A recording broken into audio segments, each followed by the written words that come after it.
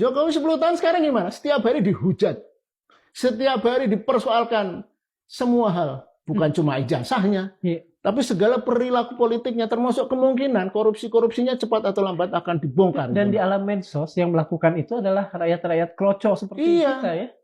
Iya, rakyat kecil. Iya. Kalau dulu kan yang mempersoalkan itu biasanya elit kan, Iya, akademisi, DPR, orang politikus dan sebagainya. Sekarang publik, rakyat grassroots. Iya. Grassroots punya alat media sosial yang bisa menumpahkan unek-uneknya, kemarahannya, kekecewaannya. Nah, itu harus dipikirkan oleh Prabowo. Mau seperti dulu Soeharto atau bahkan Jokowi. Siapa sih yang suka pensiun digerogotin oleh hujatan-hujatan kecaman kayak gitu? Hanya karena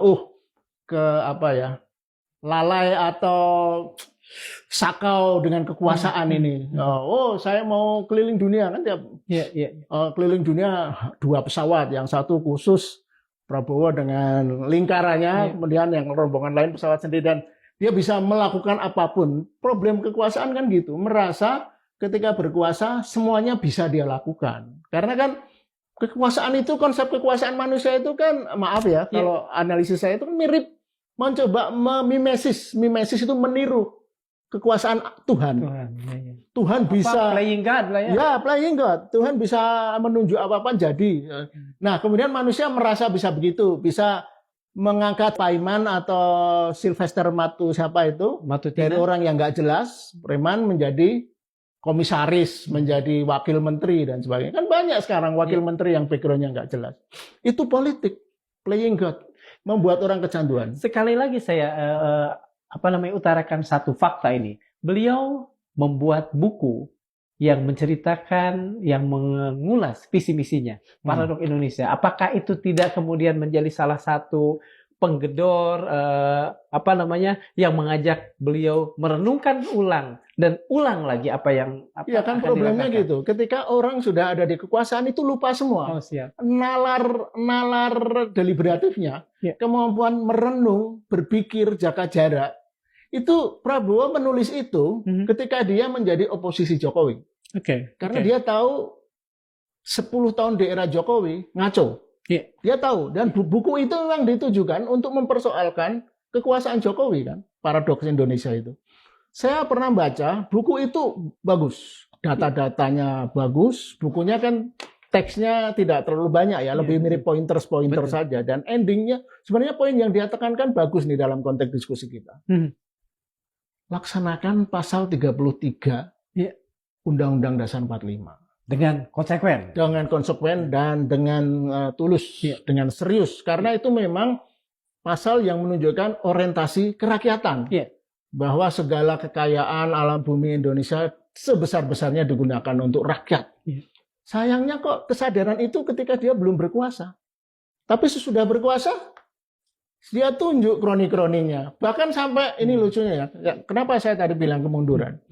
Kita itu mundur, sekarang bahkan kita tidak percaya terhadap kemampuan warga sipil ya, sehingga menempatkan TNI dan polisi. Bahkan kemudian kita tidak percaya warga Indonesia. Misalnya Garuda, BUMN yang bangkrut itu. Dia tunjuk temannya, seorang militer, Glenn.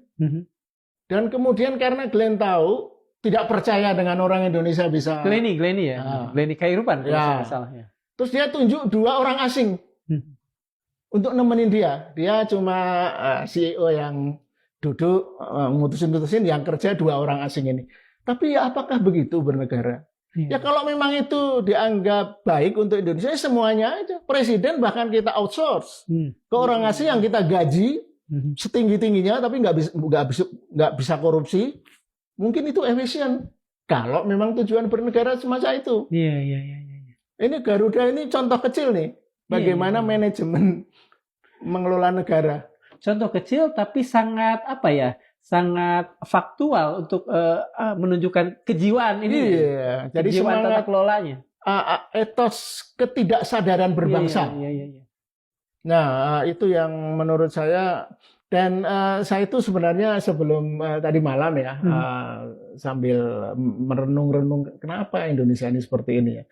Jadi kan ada 2 atau 3 referensi yang saya baca ya. Saya baca ulang lagi bukunya Hannah Arendt, The banality of evil. Iya, benar. Jadi evil. misalnya begini, kenapa Jerman itu kan negara yang maju luar biasa ya? Ada Beethoven, Johann Sebastian Bach, betul.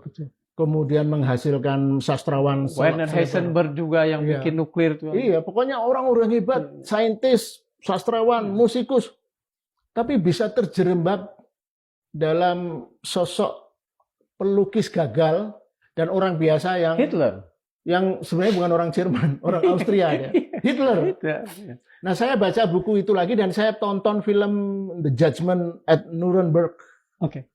Jadi bagaimana mengadili elit-elit Jerman yang membuat Jerman. Itu artinya dia kesimpulannya kan banalitas kejahatan gitu kan. Ya, kekuasaan itu dekat sekali dengan kejahatan itu.